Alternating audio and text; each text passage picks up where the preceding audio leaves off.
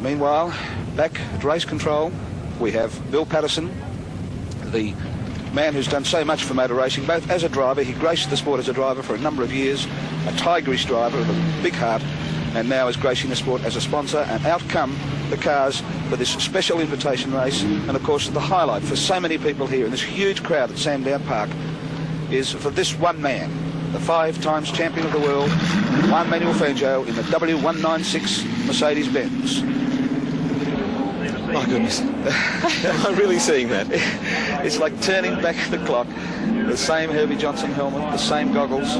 He wanted to race in the short sleeve t-shirt that he always raced in, but unfortunately regulations require that he wore long sleeves, such as the white coverall. He has a full FIA competition licence, which he's kept. So he is as much of a full licence holder as any driver here today. Getting very close to the start. The flag is up. And they are racing, and I mean racing. This is not a demonstration, this is a race. The fourth car, of course, is the Maserati 300S of Bob Jane. Another classic world car.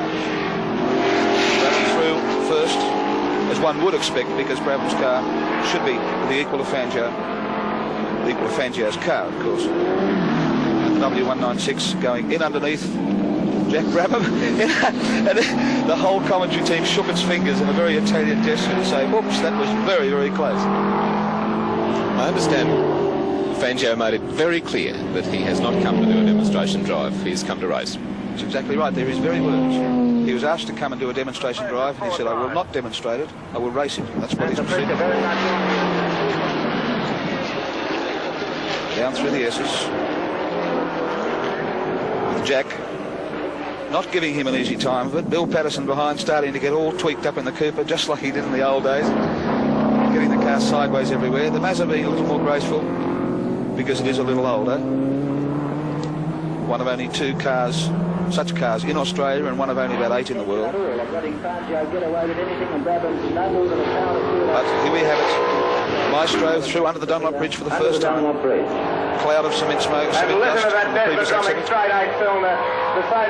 And you can listen to this sound, this marvellous Desmodromic straight 8 Mercedes-Benz, 3 litres of fascinating car, technically so involved and so advanced for its time, and the Repco Brabham goes underneath.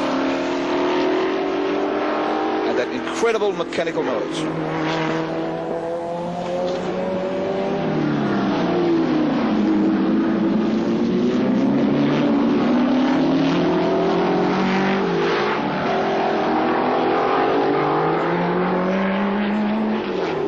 Standing lap of 1 minute 30 seconds, which is very interesting, and indicates that they'll be lapping at around about 120 when they get warmed up.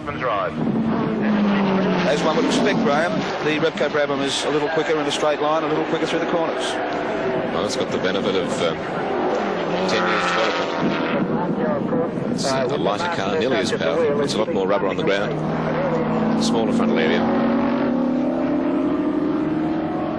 In itself, a period piece. When we look at the Formula 5000 cars that were racing just a few minutes ago, the Brabham looks tiny, fragile, no wings, skinny wheels.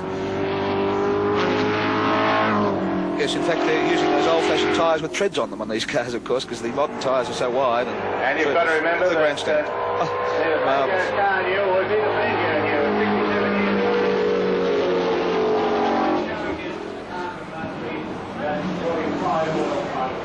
Every time they go past, the grandstand rises and falls through the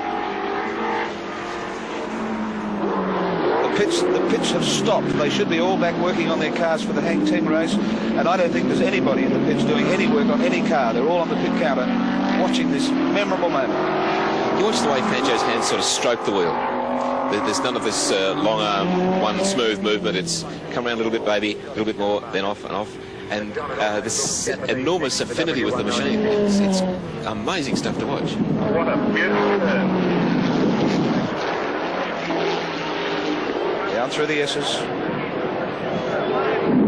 He's not mucking about, is he? The Maestro's not fooling around. He's really starting to make that car work. He gave the car 4 laps when he first came here during the week, and another 4 yesterday. And they're the only laps he's driven in anger in this car, which he hasn't sat in for a couple of years at least. He's putting a wheel over the edge of the curve there. He's using all the road. Once again under the Dunlop bridge. And here goes the grandstand, up again in applause. People leaping up and down, the Argentinians waving to the flags. It's gone past on the straight.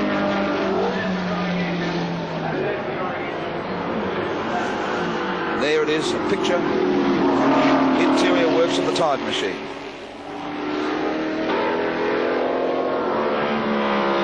Very economical driver, I reckon.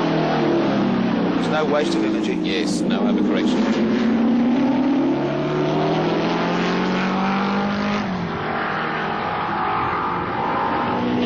Repco Brabham would find plenty of car in front of him to slipstream, I would think.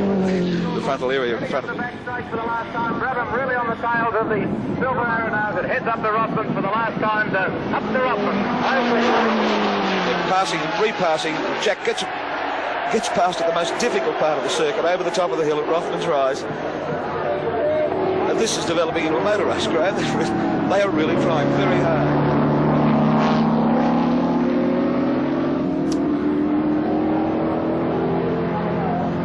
Sitting upright, you know, his head doesn't lean.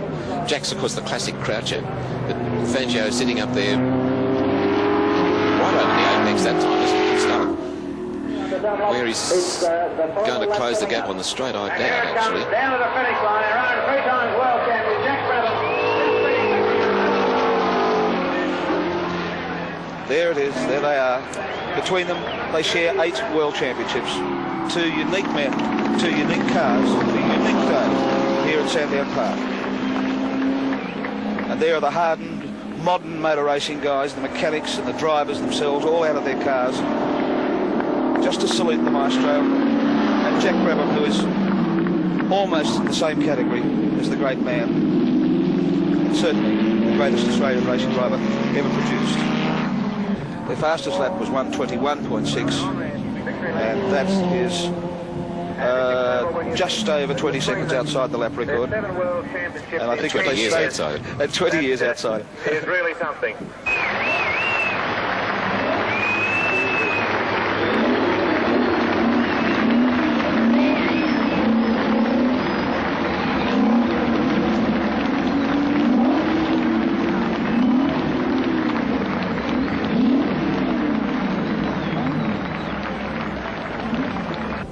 Now let's hear it.